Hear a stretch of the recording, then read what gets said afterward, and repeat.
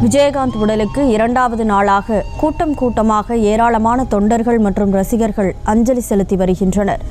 இதுகுறித்த கூடுதல் தகவல்களை எமது செய்தியாளர் சிவபிரகாஷ் வழங்க கேட்கலாம்.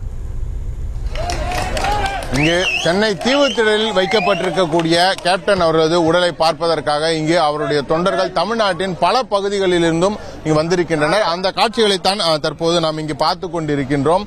கேப்டன் அவர்களை பொறுத்தவரையிலும் நேற்று காலை அவர் இறந்து விட்டார் என்ற செய்தியை கேட்டதிலிருந்து அவரது தொண்டர்கள் மிகவும் அவருக்கு மன வருத்தத்திற்கு ஆளானது மட்டுமல்லாமல் அவரை கடைசியாக ஒரு முறை எப்படியாவது பார்த்துவிட வேண்டும் என்ற ஒரு ஆசையினாலும் தற்போது இங்கு சென்னையை நோக்கி படையெடுத்து வருகின்றனர். இதன் காரணமாக தற்போது இந்த தீவுத்திடல் மற்றும் அதனை சுற்றி இருக்கக்கூடிய இந்த பகுதிகள் கேப்டனின் தொண்டர்களால் இந்த இடத்தில் முழுவதுமாக ஆக்கிரமிக்கப்பட்டிருக்கின்றது. அதிலும் குறிப்பாக இங்கு இருக்கக்கூடிய இந்த மர்லின் மன்றோ சிலையிலிருந்து வரக்கூடிய அந்த சாலையில் தான் தொண்டர்களுக்கு உள்ளே செல்வதற்கான அனுமதி அளிக்கப்பட்டிருக்கின்றது. அப்படி உள்ளே செல்லக்கூடிய தொண்டர்கள் நேராக சென்று கேப்டன் அவரது உடலை கடைசியாக ஒரு முறை பார்ப்பதற்கு தேவையான ஏற்பாடுகளும் செய்யப்பட்டிருக்கின்றது. இந்த இடத்தில் அவர்கள் செல்வதற்கான தனி பாதைகள் வைக்கப்பட்டு அந்த பாதைகள் வழியாக அவர்கள் சென்று அவரது உடலை பார்த்துவிட்டு அவர்கள் வெளியே வருவதற்கு தேவையான ஏற்பாடும் செய்யப்பட்டிருக்கின்றது.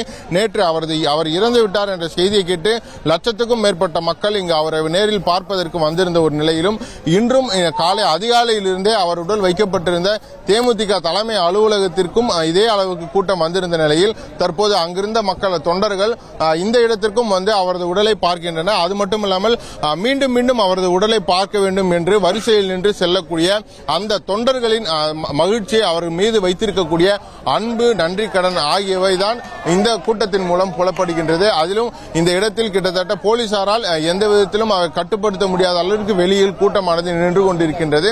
இந்த கூட்டத்தில் இருக்கக்கூடிய அனைவரும் பலவிதமான கோரிக்கைகளையும் வைத்திருக்கின்றனர். கேப்டன் அவர்களை இப்படி விட்டுவிட்டோமே, அவரை இந்த அளவிற்கு நாம் பார்த்துக் கொள்ளவில்லையே, அவரது நம்மளை விட்டு பிரிந்து விட்டாரே என்ற வருத்தத்தில் இங்கு இருக்கக்கூடிய அனைவரும் கிட்டத்தட்ட புலம்பக்கூடிய ஒரு சூழ்நிலையில் தான் இங்கு இருக்கின்றனர். தற்போது அவரிடம் தொண்டர்களிடம் இது பற்றி நாம் நடக்கக்கூடிய இந்த விஷயங்களை பற்றி நாம் தொடர்ந்து இந்த இடத்தில் பார்த்து கொண்டே இருக்கின்றோம். ஒவ்வொருவரும் சரி அதாவது கேப்டன் அவர்களை மானசீகமாக இதுவரையிலும் தரிசித்து வந்த அவர்கள் அவரது உடலை பார்க்க வேண்டும், ஒரு முறை பார்த்து விட வேண்டும். சிங்க கர்ஜனை, அதே போல ராஜ நடை என அவரை பலவிதமாக வர்ணித்த அவர்களது தொண்டர்களுக்கு இந்த கேப்டனின் பிரிவு என்பது மிகப்பெரிய ஒரு மனதில் சோகத்தை ஏற்படுத்தி இருக்கின்றது. அந்த சோகத்தின் காரணமாக இங்கு வரக்கூடிய அனைவரது கண்களில் கண்ணீரினையும் நம்மால் பார்க்க முடிகிறது. தற்போது அவர் தொண்டரிடம் இது குறித்து நாம் கேட்கக்கூடிய பார்க்கலாம். சொல்லுங்க சார், உங்களுக்கு எந்த அளவுக்கு அவர் பிடிக்கும், அவரோட இறப்பு உங்களை எந்த அளவுக்கு பாதிக்க? கேப்டன் விஜயகாந்த் அவர்கள் அன்பால எங்களை இழுத்தாரு.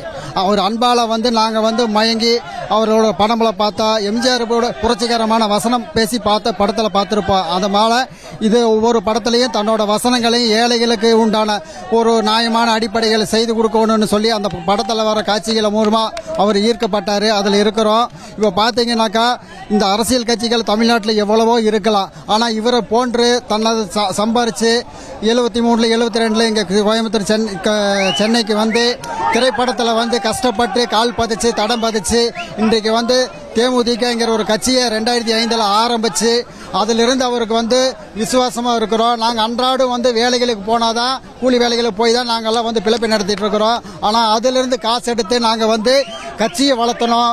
பல தேர்தல்களை சந்திச்சோம், எதிர்கட்சி தலைவராக உட்கார வச்சோம். ஆனால் இன்னைக்கு பார்த்தீங்கன்னாக்கா உடல்நலை குன்றி அவர் ஒரு ஏறத்தாழ ஒரு 3 4 5 வருட காலமாக அவர் ஆக்டிவாகவே இல்லை.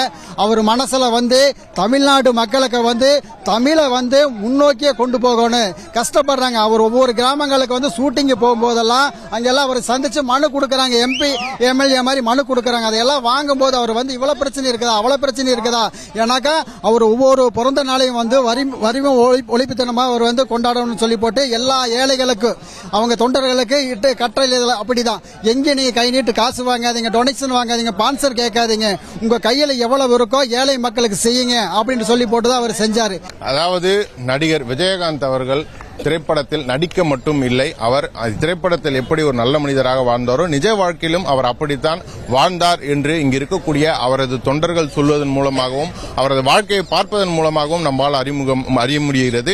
இதன் காரணமாக விஜயகாந்த் அவர்கள் ஆற்றிய தொண்டிற்காக நடிகர் சங்கத்திற்கு அவரது பெயரில் கட்டிடம் கட்ட வேண்டும் என்றும் கோரிக்கைகள் வைக்கப்பட்டு வருகிறது. அதேபோல அவருக்கு மணிமண்டபம் கட்ட வேண்டும் என்றும் அவரது பெயரில் திரைப்பட கல்லூரிகள் திறக்கப்பட வேண்டும் என்றும் இங்கு மிகப்பெரிய அளவில் அவரது தொண்டர்கள் மூலமாக இங்கு கோரிக்கை வைக்கப்பட்டு வரக்கூடிய அந்த சூழல் தான் இந்த இடத்தில் நிலவுகிறது.